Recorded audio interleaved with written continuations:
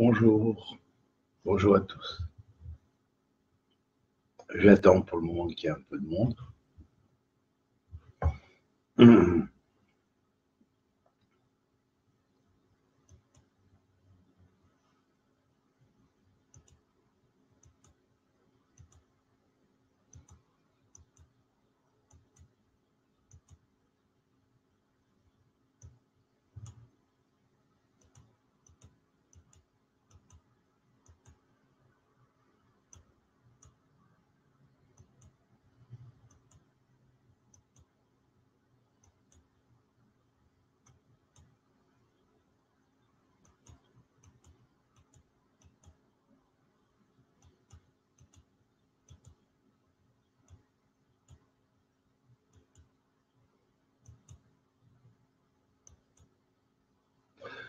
Bon, ben, alors salut. On va parler un petit peu de l'hébreu. Et c'est un sujet vaste. Après des recherches très approfondies durant des années, plus de 35 à 40 ans, que j'approfondis la structure de cette langue, j'y trouve de plus en plus de profondeur. Parce que, au-delà de la logique humaine, il se place dans cette langue une autre logique, qui elle est créatrice. Ça n'existe pas dans les langues conventionnelles, même celles qui ont été atteintes par la cabale phonétique ou par d'autres qui ont été dévoilées comme langue sacrée. Elles ont été construites dans le ciel après coup. Dieu a choisi l'hébreu pour manifester sa révélation sinaïque, qui, même si elle est contestée par certains qui disent qu'on ne retrouve pas de traces ou quoi, ça n'empêche qu'à une époque reculée, où l'Égypte était au sommet de sa force, elle aurait pu contester parce qu'elle ne pouvait pas ne pas savoir qu'il y avait un peuple qui disait qu'il avait été prisonnier en Égypte et qu'il en était sorti. Donc que des traces ont été effacées pour la plupart et que d'autres, aujourd'hui, malgré qu'on n'a peut-être pas pu les effacer, sont cachées par l'égyptologie conventionnelle et notamment par l'Égypte elle-même. Eh ben, je pense que c'est à ça qu'il faut tenir compte. Il faut en tenir compte. Alors bon, si Dieu a choisi de se révéler au Sinaï en hébreu et pas dans une autre langue, cependant, s'il a fait sortir qu'au moment de la révélation sinaïque, il y a eu, tout le monde a entendu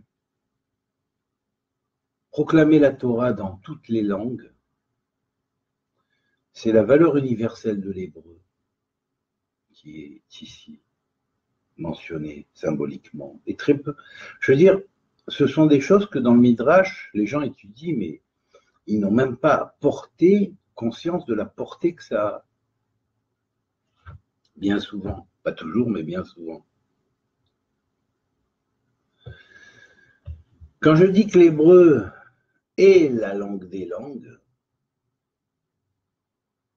je sais de quoi je parle. C'est pour ça que les petits rigolos qui me font dire oui, maintenant l'hébreu a été détrôné, c'est le français, ben, qui viennent de se faire un tête-à-tête et puis on en parlera et qui me démontrent en français que le français résout avec son système numérique même qu'il utilise de 1 à 26, bien que 26 est un nombre extraordinaire, mais quand on se réfère à l'hébreu, il y a une chose, on a affaire à un français, et puis quand on ne se réfère pas à l'hébreu, on a affaire à un autre français. Un français beaucoup plus loin de l'origine. Néanmoins, je dis c'est des rigolos, parce que si on appliquait une valeur numérique telle que la valeur numérique hébraïque qui s'utilise dans le nombre akrahi, celui qui est le plus utilisé. C'est-à-dire, les lettres de 1 à 9 sont les premières lettres, de Aleph jusqu'au Tet, qui va représenter les nombres de 1 à 9, puis 10, 20, 30, 40, après le Yud, Kaf, Lamed, jusqu'au Tzadik qui fait 90. Et puis après, on va passer des unités aux dizaines, donc on est passé aux dizaines, puis on va passer aux centaines, avec Kouf, Resh, Shin, Tav qui font 100, 200, 300, 400. Et quand on compte les sophites dans le système des sophites, Yot, on a 500, 600, 700, 800, 900 et 1000 pour les 5 sophiotes. Et 900, pardon. Et 1000 quand on prend l'Aleph avec 2 points. Alors bien sûr, ce système numérique, il est appelé le système étalon. Il est la base, si on pourrait dire, le système éducatif de tous les systèmes numériques. Et j'en ai relevé, en me basant sur les travaux qu'avait fait avant moi Rabbi Avraham ben Ezra, le grand astrologue, numérologiste et alchimiste de la Kabbalah de la Torah.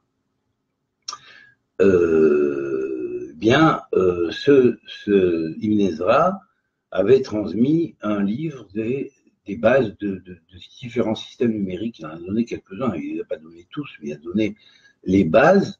Et en travaillant sur ces systèmes, je me suis rendu compte que quand on poussait jusqu'au bout, il y avait 120 vraiment systèmes qui étaient en relation exacte avec les permutations du nom de Elohim.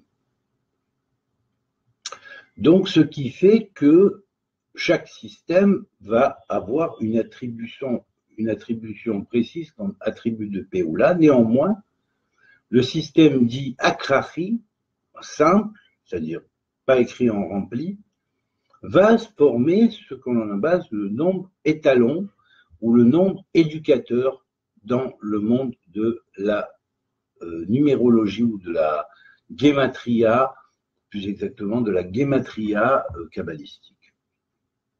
Alors qu'on n'aille pas faire comme ces gens qui pensent qu'avec un système qui est purement numérologique, hein, en utilisant les nombres de 1 à 9, on peut faire dire n'importe quoi à n'importe qui, ou en utilisant les nombres de 1 à 26 selon la position de la lettre, ça existe aussi en hébreu avec la position de la lettre, de 1 à 26 ou de 1 à 24 ou de 1 à 22, pardon, ou de 1 à 27, quand on compte les finales, il est évident que si l'hébreu a nommé chaque système, déjà, il y a un nom à chaque système.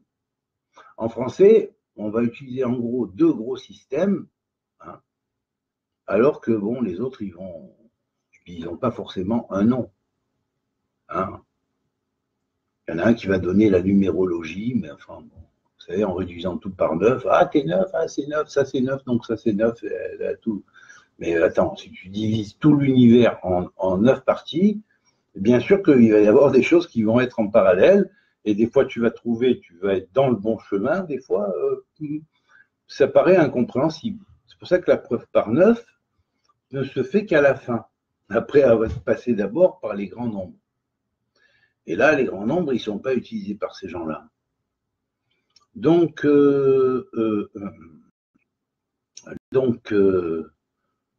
mets au défi quiconque comprend d'abord ce qu'il dit, a fait autant de recherches, bien sûr.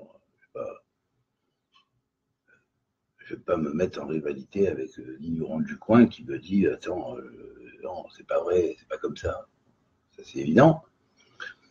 Mais à partir du moment où la personne a du calibre, je le mets au défi de venir me prouver que ça marche et que ça élucide la totalité des systèmes connus en symbolique universelle, aussi bien qu'en décryptage des mythologies ou de tout ce qui est la terminologie symbolique liée aux traditions.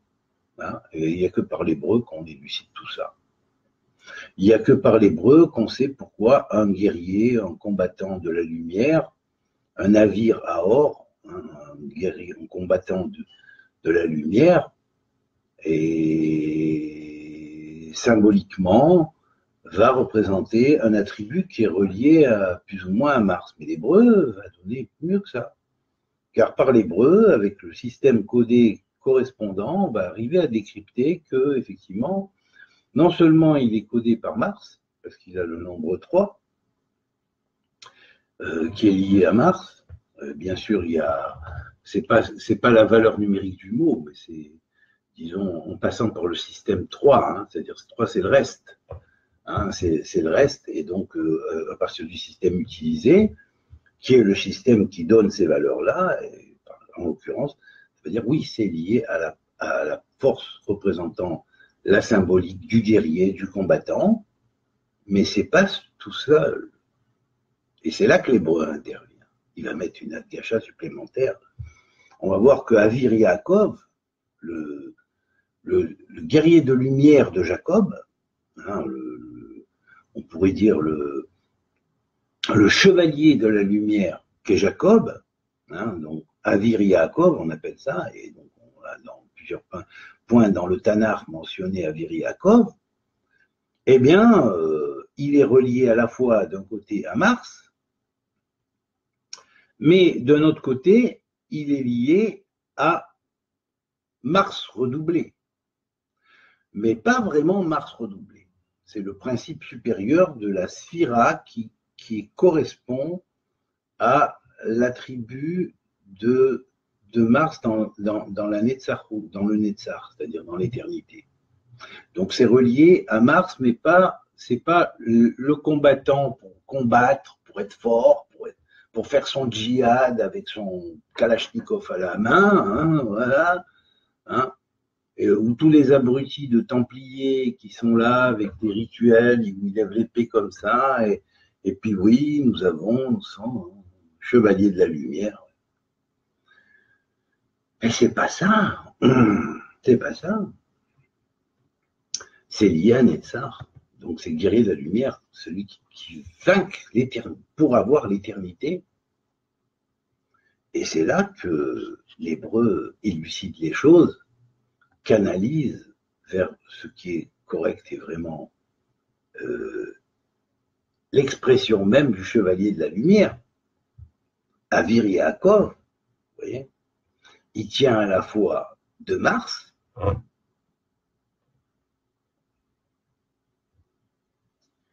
et il mène le combat contre les forces ésaüiennes, si on pourrait dire. Il mène le combat contre l'ange de la mort lui-même. Il en acquiert la bénédiction, il en reçoit la possibilité de devenir immortel quelque part, avec cette bénédiction. Et c'est ça. Donc là, ici, Netzach intervient. Netzach qui veut dire victoire, éternité. Alors, victoire, éternité au guerrier de lumière qui a fait de Me'adim, Me'od, Yam. Mi, Me'od. C'est les mêmes lettres, celui qui devient meilleur, celui qui devient un homme meilleur. Voilà. Pour exemple, hein, bien sûr, on gère par exemple le terme avot, les pères, vous voyez. Alors bien sûr, les pères, on pourrait dire oui, c'est... mais les pères, c'est Abraham, Isaac et Jacob. C'est pour ça que le nombre 3, lui, est lié, quelque part aussi. Mais il est lié vers le 1, c'est-à-dire vers ce qu'on va appeler le principe de l'unité et de la couronne. Donc, vous voyez, la différence du terme avot lorsqu'il est employé, qui veut dire les pères, lorsqu'il est employé simplement, ou avot lorsqu'il est employé avec la conscience. Le avot en hébreu, les avot en hébreu, ce sont les trois pères, Abraham, Israël, Jacob, qui vont être désignés, qui donnent et produisent à l'individu les trois cerveaux supérieurs et qui, en même temps, lui transmettent la vérité et l'unité venant au sommet de Keter, de la couronne divine. Vous voyez, quand on dit, par exemple, on va prendre un autre terme, On va prendre un terme comme, par exemple, tiens, ben voilà, tiens, par exemple,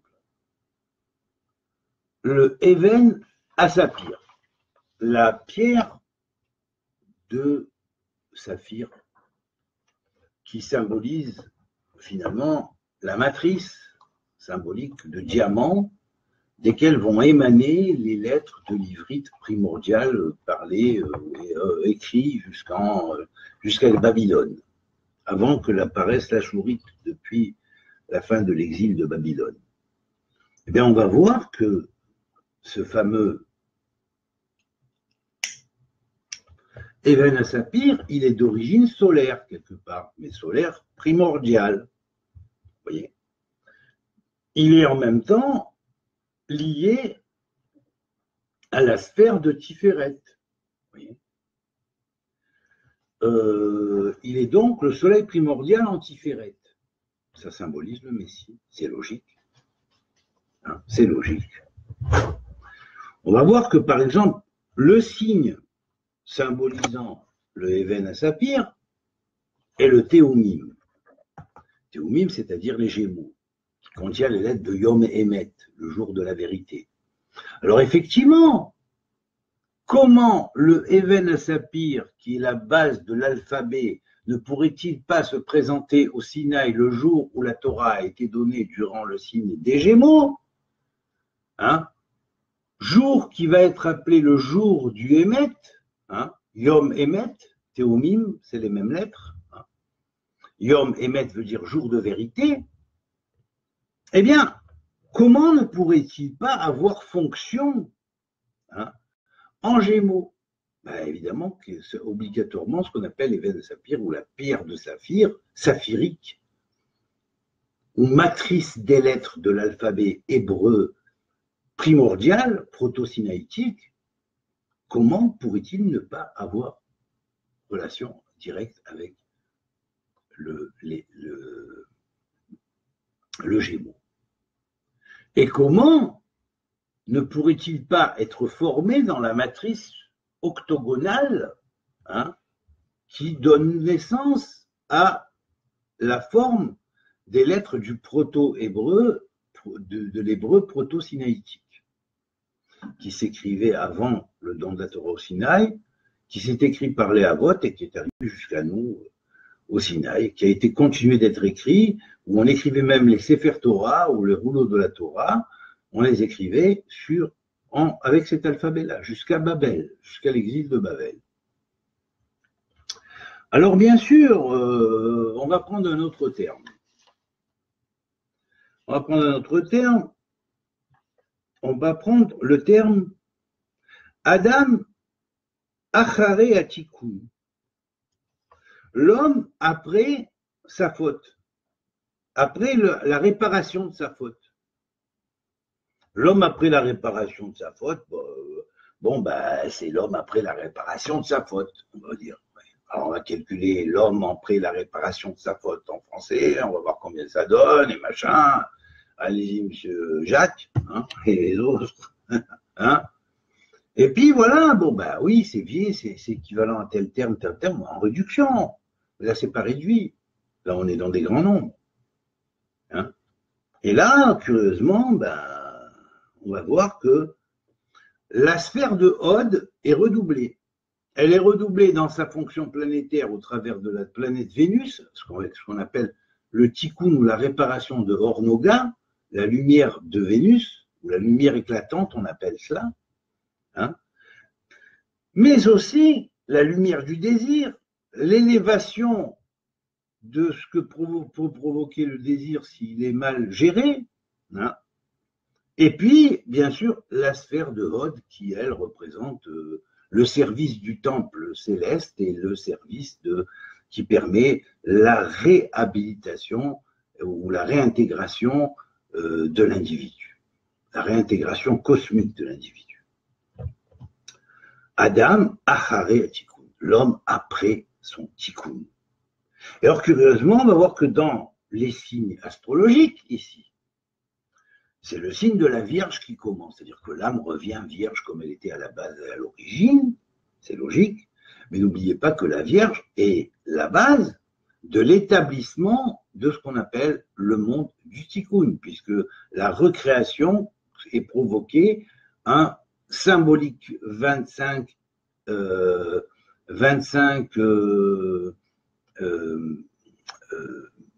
Elul, 25 Elul. Donc du 25 au 30 Elul, premier jour, deuxième jour, troisième jour, quatrième jour, cinquième jour, et puis le sixième jour, Adam, Arishon est créé avec le premier jour de la balance. Voilà, c'est comme ça que ça a commencé le monde du tikkun, de la recréation du monde, pour que le monde soit réparé par rapport à la brisure qu'il y a eu dans les anciennes générations pré-adamiques. Alors Adam après Acharei Tikkun, on pourrait se dire oui, d'accord, bon ben c'est la Vierge, mais la Vierge dans quoi? Eh ben la Vierge éternelle. Pourquoi? Parce que la sphère qui commande la programmation de ce Adam Acharei Tikkun dans ce niveau-là nous enseigne que c'est l'homme, la Vierge, qui va reconcevoir l'individu et en tant que Vierge éternelle. Donc matière vierge éternelle, matière de chlore glorieux, quelque part. Alors bien sûr, on peut se dire, oui, mais alors attends, j'aimerais savoir, par exemple,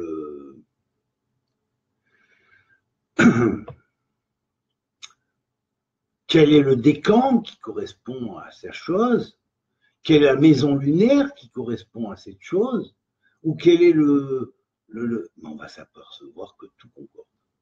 Tout concorde avec la symbolique universelle. Tout concorde, ça éclaire tous les mythes, même incompris, ayant tous émané de la tradition primordiale. Alors vous savez, il faut vraiment vous lever de bonheur, mais vraiment de bonheur, avant d'avoir les matériaux en main qu'on a là. Et donc, si vous voulez faire une petite confrontation avec moi, à ce niveau, je suis prêt. Voilà. L'hébreu est une langue spéciale. Spéciale. Elle éclaire tout. Et l'hébreu est issu de la langue divine. De la langue divine. On pourrait dire que Dieu a un alphabet et une langue qu'il a révélée au Sinaï, mais qui est la langue qu'il a révélée pour les humains, qui est clé de toutes les langues qui peuvent être humaines et puis dans leur provenance cosmique y compris. Mais il existe à Dieu un alphabet primordial, originel, qui est un alphabet purement créateur, qui n'est pas vraiment l'hébreu, qui est un hébreu cosmique, disons, avec une lettre en plus. Voilà. Et que lui seul possède. C'est ce qui différencie l'être humain du créateur. Car s'il nous avait donné le vrai alphabet, avec la vraie langue, avec ce qui manque, un tout petit truc qui manque dans la langue, on aurait les vraies formules avec ça, bien sûr. Ouais. Ça s'appelle l'arbre de vie. Alors seulement, le fruit de l'arbre de vie, on pourrait y toucher que si on réalise notre tikkun, d'abord, et que si on va dans la voie que Dieu veut, alors il nous donnera la capacité de devenir des co-créateurs avec lui. Mais pas avant. Voilà. C'est ce que je voulais dire. Alors, vous êtes gentil quand vous dites bonjour, salut, ça va, Shabbat Shalom, ça. Mais enfin, je sais pas, moi, j'aimerais bien voir peut-être des fois des questions ou des formules plus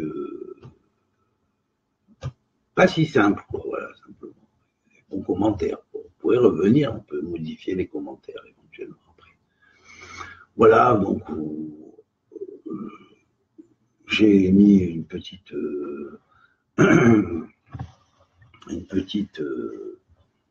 comment dirais-je, table, les valeurs et les mots selon les 34 systèmes de base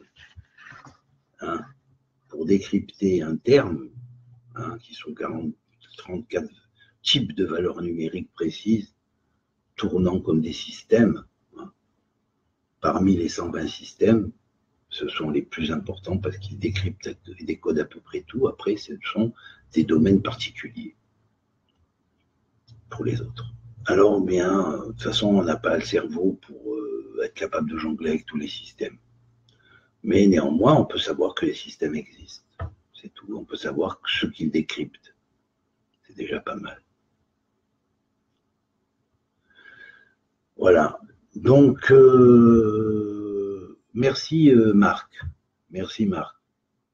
Le rab de la yeshiva de kabbaliste où j'étudiais disait c'est que dans 500 ans que vous pourrez vraiment accéder à son système. Alors, pour le moment, continuez comme ça, mais bon, pour savoir décrypter tout ce qu'il a écrit et comprendre vraiment la profondeur jusqu'au fond de ce qu'il dit, il vous faudra à peu près 500 ans d'études. Et en vrai, je dis c'est en parlant de temps normal, hein, bien sûr, de temps connu, quoi, je veux dire.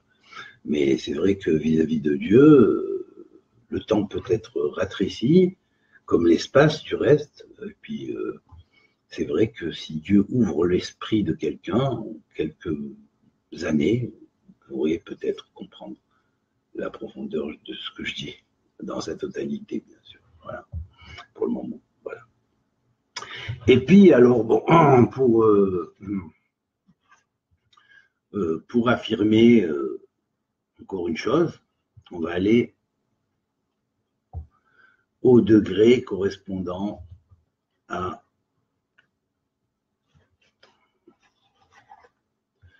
au degré où a été détruit le temple. Alors bien sûr, c'est le degré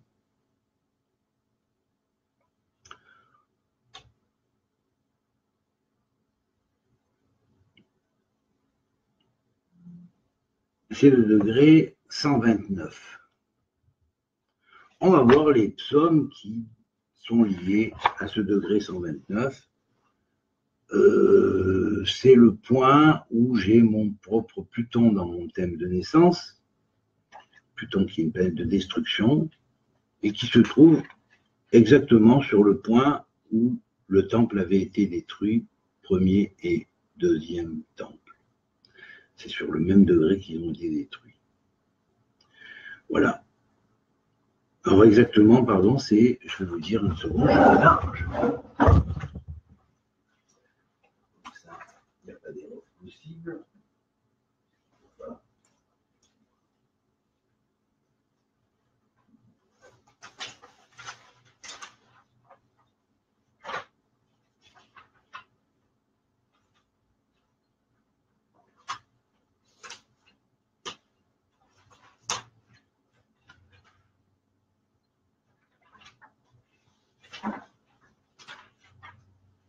Voilà. Voilà le degré exact, pardon. Excusez-moi. Le jour de la destruction du temple, Pluton se trouve, pas Pluton, mais le Soleil se trouvait sur le degré 20/21 du zodiaque. Voilà. Or, c'était un tête béave, d'après Ibn Ezra, puisque c'est Ibn Ezra qui avait fait les calculs de différentes époques où il s'est passé des choses assez extraordinaires, telles que par exemple la date du déluge. Il a repris la date du déluge, il a pratiqué le déplacement des étoiles en fonction de la précession des équinoxes, et il est arrivé à donner des cartes correspondant à différentes périodes de l'humanité importantes. Alors, bien sûr, Pluton se trouve à 20 degrés sur 21 du Lion, et donc c'est le degré 140 sur 141.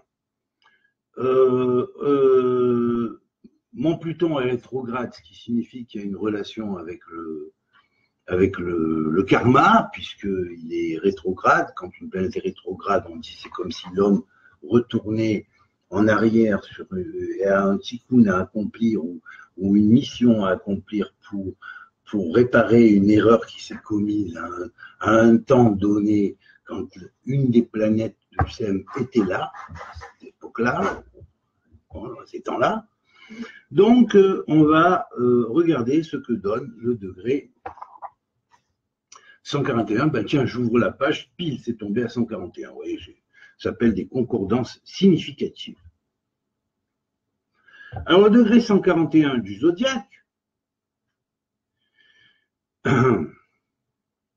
commence ainsi. Il y a un verset des psaumes qui dit, qui est le psaume 7, verset 29. Non, pardon, excusez-moi. Qui est le psaume 35, verset 11. Excusez-moi. Psaume 35, verset 11. 29 et 7, c'est le nombre de ces lettres à ce verset. C'est important parce que 29 lettres pour 7 mots, c'est super important parce que 7, c'est la lune qui va gérer le... Et 29, c'est le cycle de jour de l'année lunaire, le mois lunaire. Donc c'est des zones symboliques qui est aussi liées au Malchut, au royaume, et c'est ici lunaire. Vous voyez, tout concorde, il n'y a pas de machin. On n'est pas obligé de faire des opérations par 9 pour montrer, là. On jongle avec les grands nombres, là. Hein? Alors, le verset est Yakumun Haede Hamas Asher Lo Yadati Ishaaluni. Des témoins iniques se lèvent. Ils m'accusent de ce que j'ignore. On met ce verset-là, on pourrait mettre ce verset-là comme une des causes principales de la destruction du temple. Voyez. Et vous voyez comme c'est drôle. Mon Pluton qui se trouve en rétrograde sur ce fameux degré exprime bien la chose sur des faux témoignages qui ont été commis contre moi avec des tampons de certains, même soi-disant orthodoxes, de la génération qui ont approuvé, qui ont dit ouais, qui ont vu, qui ont fermé les yeux. Ouais. Or, pour vous dire, les choses reviennent dans le temps, vous voyez. Alors, on va voir un autre verset. Lifne Ephraim ou Benyamin, Menaché, Rora et Gevuratecha, Ulecha li Sheuata lan. Devant Ephraim et Menaché, qui sont des enfants de la tribu de Yosef, hein, Benjamin et Ménaché, devant Ephraim, Benjamin et Ménaché, c'est tout ce qui est lié à des enfants de Rachel, hein, réveille ta force et viens à notre secours. Parce qu'il y a une faute qui a été commise vis-à-vis d'un Ben Yosef. Oui. Alors maintenant, on va continuer pour voir encore dans les fameuses causes destruction, premier temple, surtout deuxième temple. Hein. Alors, à Kéfirim, chez Egim, les Taref, ou les Bakesh, mais El Ochlam. Alors, les lionceaux, bah oui, les lionceaux, puisque ça s'est passé pile pendant le signe du lion, donc les lionceaux, rugissent après leur proie, ils demandent à Dieu leur nourriture. Les vrais lionceaux. Hein. Maintenant, là, si ça s'est passé pendant le signe du lion, même si l'union, on dit qu'il réparera à la fin des temps.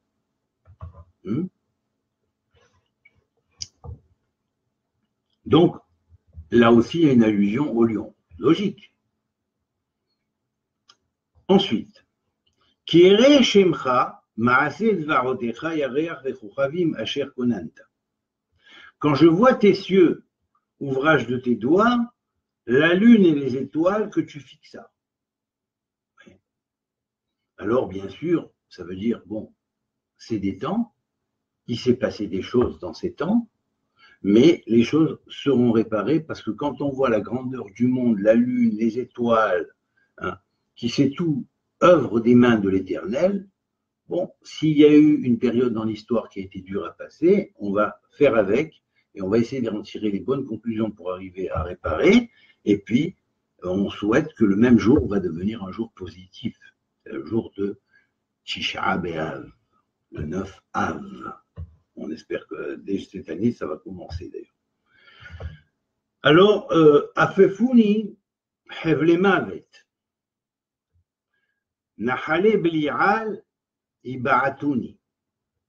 Les liens de la mort m'environnaient, les torrents de Bélial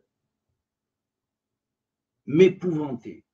Alors bien sûr, ça c'est ce qui a été la conséquence de la destruction, puisque les femmes ont été violées, les enfants déportés, vendus comme esclaves, emmenés à Rome, enfin ainsi de suite. On connaît toute l'histoire là-dessus, il suffit de la recreuser pour voir.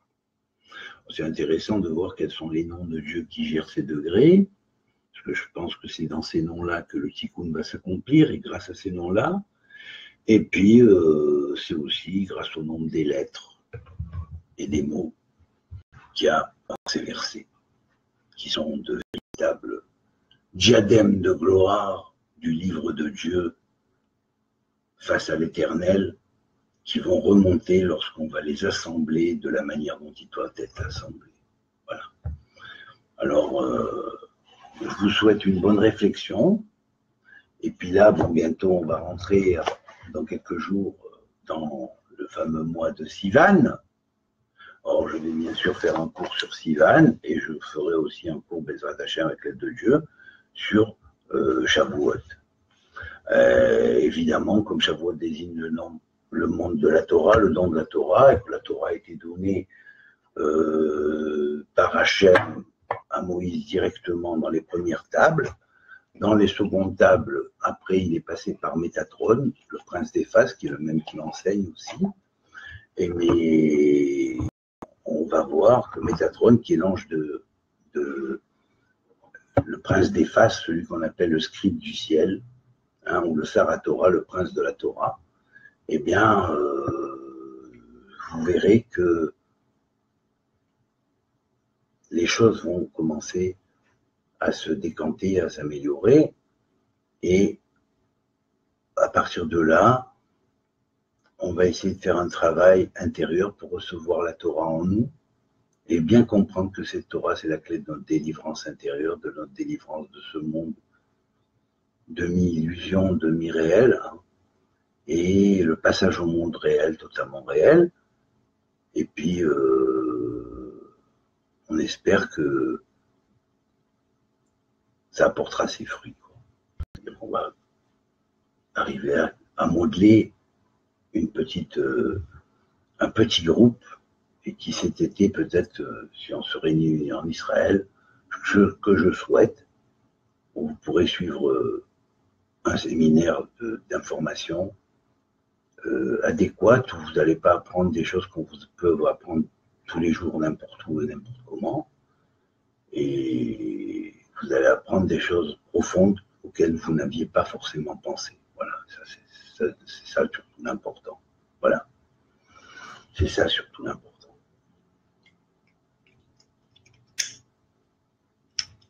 Merci Marc.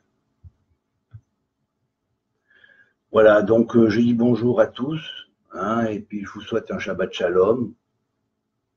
Et ne vous fiez pas forcément à l'extériorité, parce que c'est pas l'extériorité qui gère les choses. C'est l'intériorité qui est importante. La relation avec l'autre. En s'attachant pas à des détails, en disant t'as vu. Ça, on les connaît. C'est toujours les mêmes qui font toujours les mêmes singeries. Voilà, c'est tout. Alors, à bientôt. Et bonne réflexion. L'hébreu, c'est spécial. C'est pas pour rien, d'ailleurs, que, vous vous souvenez, je vous avais parlé en langue galactique, ou intergalactique, en métatronéen. Ben, le métatronéen, c'est à partir de l'hébreu qu'il est fondé. Et c'est l'hébreu cosmique. Voilà. Allez. Koltou. Amitié à tous.